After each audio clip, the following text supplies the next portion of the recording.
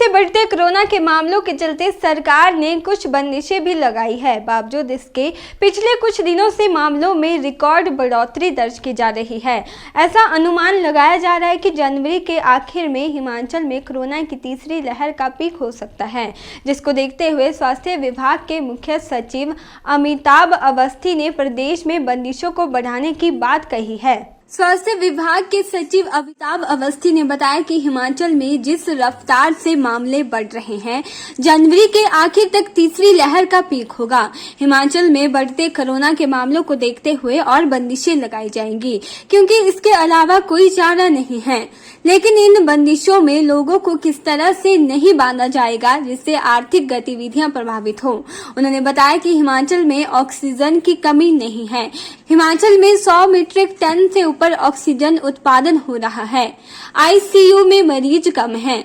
ICU व oxygen में कुल 100 कोविड मरीज अस्पताल में भर्ती हैं। लगभग 25 ऑन एन एवरेज आपको बाकी सभी मेडिकल कॉलेजेस में कोविड के पेशेंट्स दिखेंगे, लेकिन इंटरेस्टिंगली आईसीयू में एडमिशंस कम हैं। बहुत सारे लोग मेडिकल कॉलेजेस में भी ऑक्सीजन पे हैं और कुछ तो रूम एयर पे भी हैं। जो आज सुबह मैं जो रिव्यू कर रहा था, इन 207 में से हमने ये पाया कि 110 के करीब वो लोग भी मेडिकल कॉलेजेस में दाखिल हैं जो रूम एयर पर हैं, जिसका मतलब ये है कि मॉनिटरिंग के लिए उन्हें रखा गया है। सो आईसीयू और ऑक्सीजन पे लगभग 100 लोग इस समय अस्पताल में दाखिल। तीसरी स्टेज को अगर आप देखें तो आज की डेट में अगर हम बेसिक चीज पर मास्क हर समय लगा के रखें, 2 गज की दूरी बरकरार रखें और हैंड हाइजीन को अच्छे से ध्यान में रखें, तो आप ओमिक्रॉन वायरस को बहुत आसानी से दूर रख सकते हैं।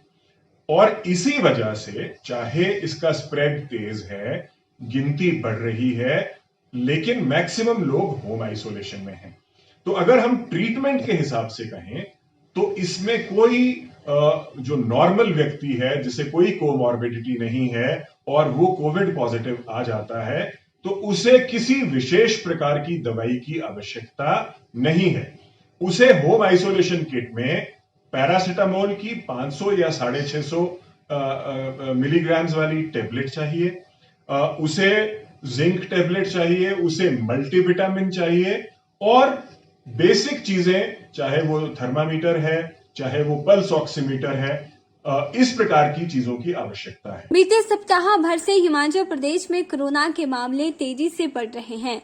17 से 19 जनवरी तक हिमाचल में 72 घंटों के दौरान 18 लोगों की मौत हो चुकी है, जबकि इस दौरान 8,678 नए मामले सामने आए हैं। यही वजह है कि सरकार को न चाहते हुए भी बंदिशें लगाने को मजबूर कर दिया गया है। के चैनल के लिए शिमला से पुष्पेंद्र कुमार की रिपोर्ट।